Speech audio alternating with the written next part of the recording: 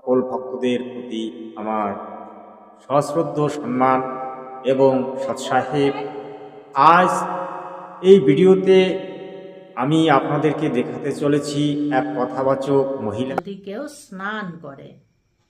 যত আমাদের এই ভারতবর্ষে পবিত্র নদী গঙ্গা আছে, পবিত্র তীর্থস্থান আছে, সমস্ত জল দিয়ে আমাদের স্নান করা হয়ে যায়। মহিলা এবং দীনকৃষ্ণ ঠাকুরের মধ্যে তুলসীর মালা। দীনকৃষ্ণ বলছে ভক্ত হওয়ার জন্য গলায় কোনো মালা লাগে না। মালা তত্ত্ব এবং দীক্ষা কি, দীক্ষার প্রয়োজনটা কি, এই নিয়ে আজকে ডিবেট প্রস্তুত হতে চলেছে। আপনারা ভিডিওটিতে শেষ পর্যন্ত থাকবেন, আপনাদের কাছে অনুরোধ রইল।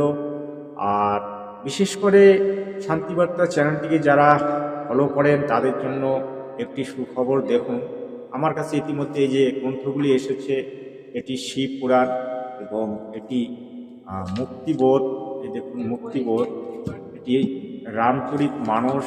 এই যে গ্রন্থগুলি, এই গ্রন্থগুলি মোটা মোটা গ্রন্থ আমি কিনে নিয়ে এসেছি। এই গ্রন্থগুলি থেকেই প্রমাণের সহিত ভিডিও আপনাদেরকে দেখানো হবে আমাদের সনাতন ধর্মের মূল তত্ত্ব কী। আপনারা ভিডিওটি দেখতে থাকবেন এবং চ্যানেলটিকে সাবস্ক্রাইব করে নেবেন। দীক্ষাও তাই, দীক্ষা না নিলে, কণ্ঠে মালা ধারণ না করলে এই কাজগুলো কিচ্ছু হয় না। এই জন্য প্রত্যেক সনাতনীকে তুলসী ধারণ করা অবশ্যই খুব দরকার, অবশ্যই দরকার। যে পুরোহিত তুলসী ধারণ করে না, তাকে দিয়ে নিত্য পুজো বা মূর্তি পুজো বা সাধ্য শান্তি করানোটাও মহাপাপ। পুরুষ হতে গেলে কখনো লাগে না তিলক আর মলা। প্রচণ্ড পরিশ্রম করে তারা ভাই বোনকে দেখে, আত্মীয়কে দেখে, তারাই পায় সংসারে বড় জ্বালা। বা দিদি, আপনি খুব সুন্দর বলতে পারেন। আপনি যে গ্রন্থগুলি থেকে প্রমাণ দেন সেগুলি কি 4 বেদ থেকে লেখা, 6টি শাস্ত্র থেকে লেখা, নাকি 18 পুরাণ থেকে লেখা, নাকি কোনো পণ্ডিতের মতামত? এই পণ্ডিতের মতামতগুলি নিয়ে আপনারা যে কথাগুলি প্রচার করেন এগুলি সম্পূর্ণ মিথ্যা। আপনারা নিজেরা নরকে যাবেন আর অন্যদেরকে নরকে নিয়ে যাবেন। আপনি তত্ত্ব রসামিত জ্ঞানমঞ্জুরি খুলে দেখবেন, তুলসী হচ্ছে কামনা বাসনার প্রতীক। তা আপনি যদি এই কামনা বাসনাকে বাড়াতে চান, তাহলে তুলসীর মালা গলায় ধারণ করে আপনি লেকচার দিতে থাকুন আর এই জগতের লোককে নরকে ফেলে দিন। কারণ আপনি তো আর ওই 6টি শাস্ত্র, 4 বেদ, 18 পুরাণ কোনোদিন পড়বেন না। আপনি ওই চটি চটি বইগুলো বাজার থেকে কিনে এনে তারপর ভিডিও আপলোড করবেন, তাতে আপনার লাভ হবে। আপনি একজন গুরুপদে আছেন, আপনার কাছে একটা প্রশ্ন রইল যে তুলসীর মালায় যদি এত পবিত্রতা আছে, তাহলে তুলসীর গাছে কুত্তা কেন পেশাব করে দেয়? একটি মরা কাষ্ঠকে নিয়ে আপনারা এত লেকচার দেন যে তত্ত্বটা বিজ্ঞানসম্মতভাবে নয়। বিজ্ঞান কি বলছে সেদিকটাও আপনাকে দেখতে হবে। বিজ্ঞান তুলসীর গাছকে মহৌষধি বলেছে, তা মহৌষধি গুণ তুলসীর মধ্যে আছে। কিন্তু তুলসীর মালা গলায় ধারণ না করলে কোনো পবিত্র কর্ম, কোনো শাস্ত্র আদি, কোনো পূজা পার্বণ করা যাবে না। এগুলো সম্পূর্ণ ভুল। এবার আমরা শুনব দীনকৃষ্ণ ঠাকুর মহাশয় দীক্ষা সম্পর্কে কি বলেন, সেটাই আজকের মূল বিষয়। সৎ সাহেব, দীক্ষা কি? কানে কানে ফিস ফিস, মাসে মাসে চাঁদা দিস। ডেফিনেশন অফ দ্য দীক্ষা। আমার কথাগুলো শুনলে কাদের রাগ হবে? যারা সবে 1,500 শিষ্য করেছে, আরো অর্ডার আসছে, বাবা আসুন নাম নেব, তা ওরা আমার কথা যদি শোনে আমার ওপর রাগ করবে না? বিনা দীক্ষা না নিয়ে তিলক কি করা যায় এবং মালা ধারণ কি করা যায়? বুকে হাত দিয়ে বলবেন দীক্ষা নিয়ে আপনার কি মঙ্গল হয়েছে। সুগার কমেছে, প্রেশার কন্ট্রোলে এসছে, কোলেস্ট্রল লেভেল ঠিক আছে, নেই, তাহলে দীক্ষায় কি উপকার হয়? জাতের বিচার কিভাবে করা হচ্ছে? একটা বৈষ্ণবকে যদি বিশ্বাস না করেন, পাড়ায় যদি বৈষ্ণব থাকে চেক করে দেখে নেবেন, আপনার হাতে খাবে না। কেন? এটা গুরুদেবের মানা রে ভাই। গৌরাঙ্গ মহাপ্রভু যখন নাম বিলাইতেন, তখন এই জগতের হিন্দু, মুসলিম, খ্রিস্ট, জৈন তিনি সকলকে এক প্রেমে বাঁধতে চেয়েছিলেন এবং সকলের ঘরে গিয়ে তিনি হরিনাম সংকীর্তন শুনিয়েছিলেন। তিনি জাতপাতের বিচার করতেন না, তিনি সকলের কাছে প্রিয় ছিলেন, তিনি সকলকে আলিঙ্গন করতেন। আর আপনারা গুরুপদ পেয়ে জাতপাতের বিচার করেন, ছোট বড় নিজ তুলে ধরেন। আপনারা শাস্ত্রকে মানেন না, শাস্ত্রে কোনো উল্লেখ নেই জাতপাতের। ক্ষত্রিয়, বৈশ্য, শূদ্র আজ কলিতে নেই, সকলেই বরাবর। কিন্তু আপনারা দীক্ষার নামে যে কুপ্রচার, কুপ্রথা আজ সমাজের মধ্যে নিয়ে আসেন, সেটা আপনাদের বিবেচনা করা দরকার। কারণ যাকে আপনারা আগে রেখেছেন সেই গৌরাঙ্গ মহাপ্রভু, তাকেই তো আপনারা মানেন না, তার গ্রন্থগুলিকে মানেন না, আপনারা নিজের মতে চলেন। গৌরাঙ্গ মহাপ্রভু যে নাম বিলিয়েছেন সেই নাম তো আপনারা করেন না। কারণ গৌরাঙ্গ মহাপ্রভু যে নাম দিয়েছিলেন সেই নাম ছিল হরে রাম হরে রাম, আর আপনারা তৈরি করেছেন হরে কৃষ্ণ হরে কৃষ্ণ। তাই আপনাদের এই নাম সম্পূর্ণ ভুল। যাকে আপনারা মহানাম বলেন সেটি মহানাম নয়, সেটি হচ্ছে স্বরানাম, সৎসাহেব। গুরুদেবের মানা, এটা গুরুদেবের মানা রে ভাই, গুরুদেবের মানা, এটা গুরুদেবের মানা রে ভাই, গুরুদেবের মানা, এটা গুরুদেবের মানা রে ভাই, গুরুদেবের মানা। দীক্ষার পরে যাত্রার হাতে খাওয়া যাবে না।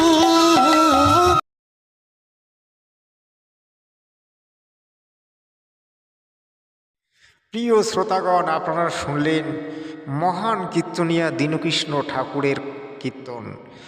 তিনি যে কথাগুলি তুলে ধরেন সেগুলি সর্বসত্য। তিনি গ্রন্থ থেকেই বলেন এবং তিনি আজ সমাজে বিপ্লব আনতে চান। আমার জগৎগুরু তত্ত্বদর্শী সন্ত রামপাল মহারাজজি তিনি জাতপাতের বিচার করেন না, তিনি কবিরপন্থী, তিনি সনাতন ধর্মের শাস্ত্র গ্রন্থ থেকেই আজকে দীক্ষা দেন এবং তিনি আজ সনাতন ধর্মের উত্থান করে চলেছেন। তার কাছে হিন্দু, মুসলিম, শিখ, জৈন, খ্রিস্টান সকলেই এক সমান।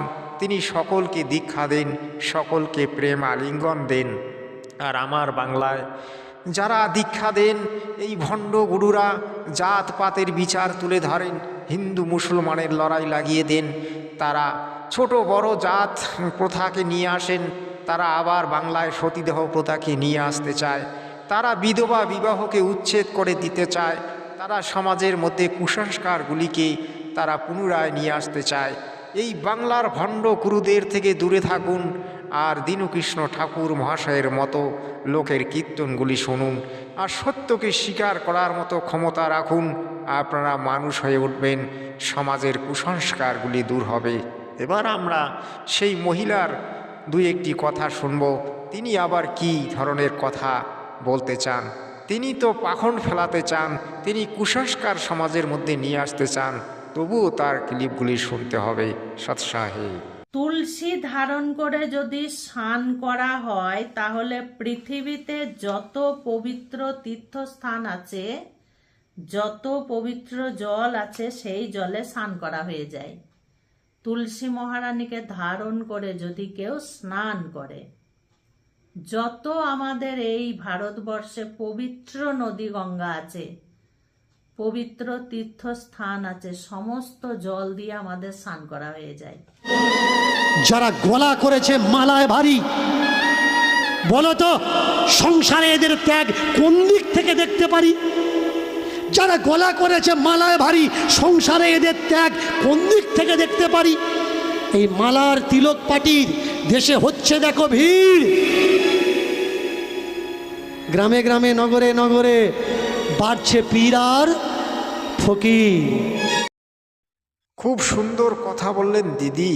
তা আপনার কাছে একটা ছোট্ট প্রশ্ন আমার, এই কুত্তা এসে তুলসীর গাছে পেশাব করে দেয়, তা তুলসী তখন কেন ওই কুত্তাকে বলে না যে তুই আমার শরীরে অর্থাৎ স্নান করিস না, তুই আমার শরীরে এসে পেশাব করে দিস না? তা তুই যখন এত বড় মহাসতী, তা তোর শরীরে কুত্তা কেন পেশাব করে দেয়? আর ওই কুত্তার পেশাবটা এত পবিত্র যে তুলসী ওই কুত্তার পেশাবে স্নান করে, কারণ তুলসী একটা মিথ্যাবাদী। আর যে তুলসীর মালা গলায় ধারণ করে সে আরও বেশি মিথ্যাবাদী। আপনি যে এতক্ষণ ধরে কথাগুলি বললেন সেগুলি সম্পূর্ণ মিথ্যা। আমাদের 4 বেদ, 6টি শাস্ত্রে, 18 পুরাণে আপনি দেখাতে পারবেন? আপনি তো দূরের কথা, আপনার গুরু পর্যন্ত দেখাতে পারবে না। আপনারা এই মিথ্যা প্রচারগুলি বন্ধ করুন, আর বাজার থেকে চটি বই কিনে এনে আলতু ফালতু কথাবার্তা ইউটিউব চ্যানেলে দেওয়া বন্ধ করুন। দীনকৃষ্ণ ঠাকুর মহাশয় যে কথাগুলি বলেন সর্বসত্য। বাংলায় একমাত্র দীনকৃষ্ণ ঠাকুর মহাশয়ের কথা চলবে, এবং আমার জগৎগুরু তত্ত্বদর্শী সন্ত রামপাল মহারাজের প্রবচন চলবে। আপনারা যে ভুয়ো তত্ত্বগুলি দিয়ে মানুষকে বিভ্রান্ত করে তুলেছেন, মানুষকে নরকে ঠেলে দিয়েছেন, তার জন্য আপনাদেরকে জবাব দিতে হবে। এবার আমরা শুনব মহান কীর্তনিয়া দীনকৃষ্ণ ঠাকুরের সেই মঙ্গল প্রবচন সৎসাহে।